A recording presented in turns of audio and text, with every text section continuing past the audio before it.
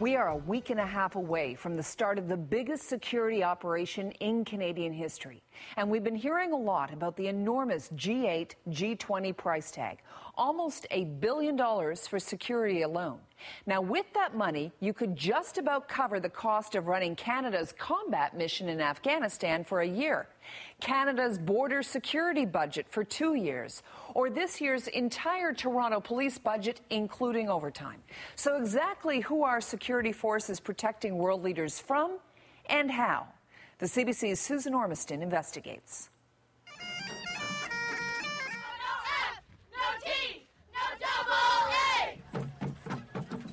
Economic summits have become theater, where sometimes violent plays are acted out by protesters and police. In the past, legal protests have turned ugly. Demonstrators have died, so that each time the security net has grown bigger.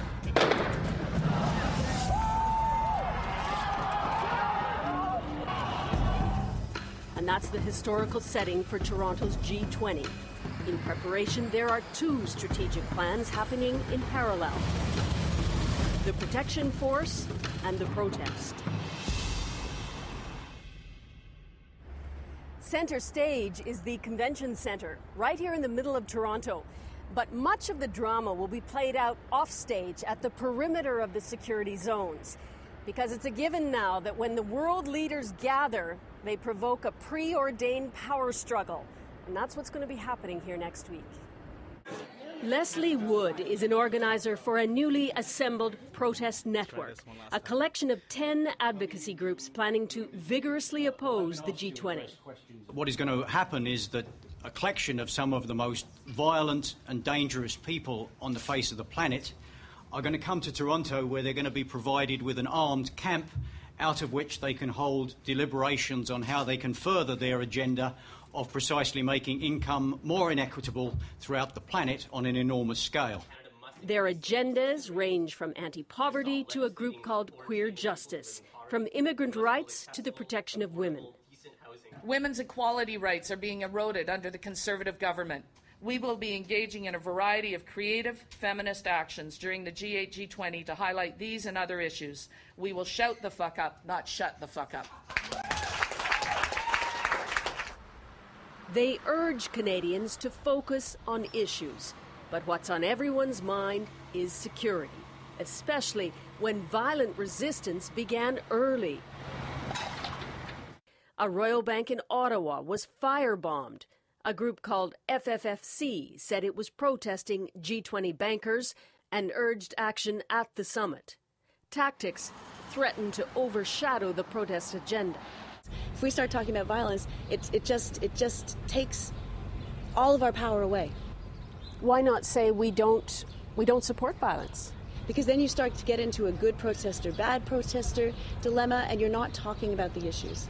But if you don't talk about bombs and banks, it sounds as if you condone that.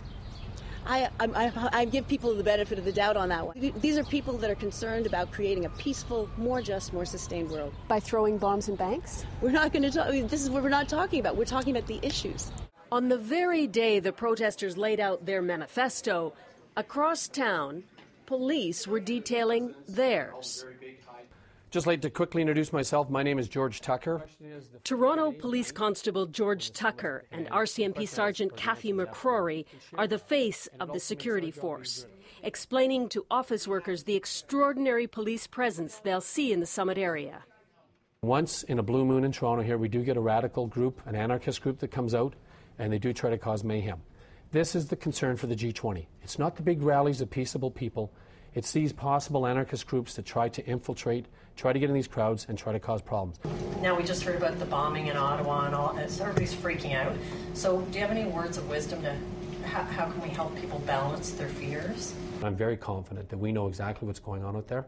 I just want to add that we have a whole unit, a joint intelligence group comprised of members of the RCMP, the Toronto Police Service, CSIS, the OPP, the Armed Forces, monitoring the websites and, to the extent we can, the activities of these folks. It will be a massive force, the largest ever at any summit.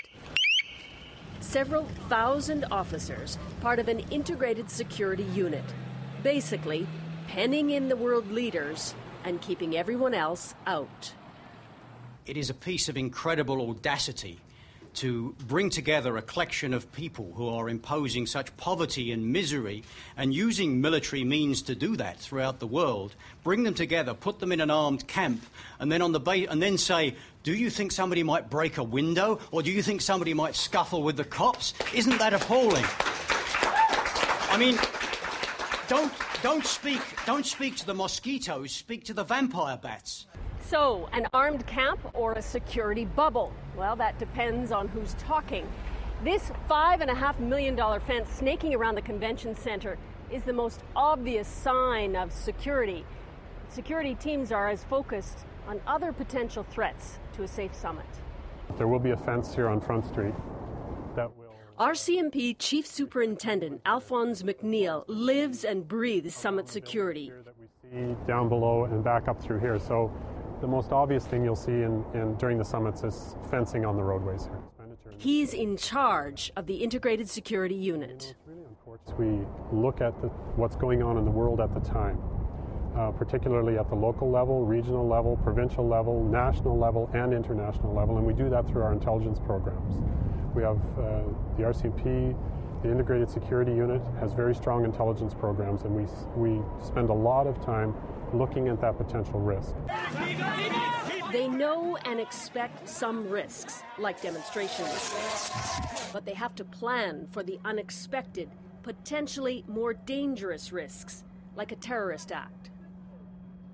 We may not have any specific piece of information that says a terrorist organization is going to attack a G8 or a G20. Nothing like that.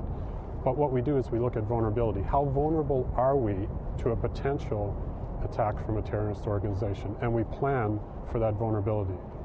From our conversations with security experts, here's what we've learned.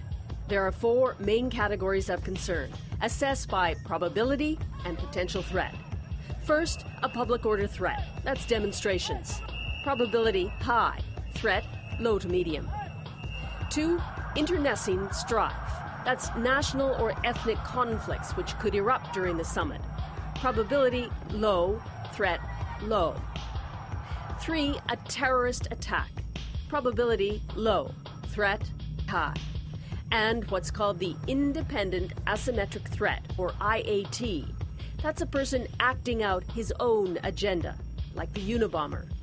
Probability low, threat high. What do you worry about the most?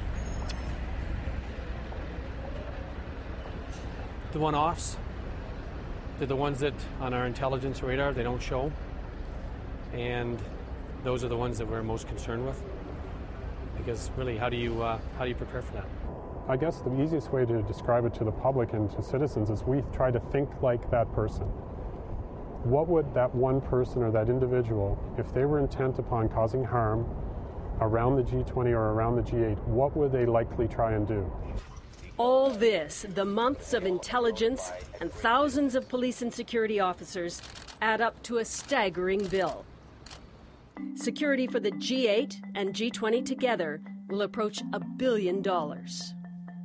Compare that to the last G8 in Italy, which reportedly cost $124 million US for security, and the last G20 in Pittsburgh, which came in at $12 million US.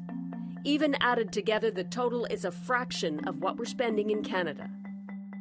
I think if the people that feel it's out of whack were involved in the actual planning, they would understand exactly why the costs are what they are.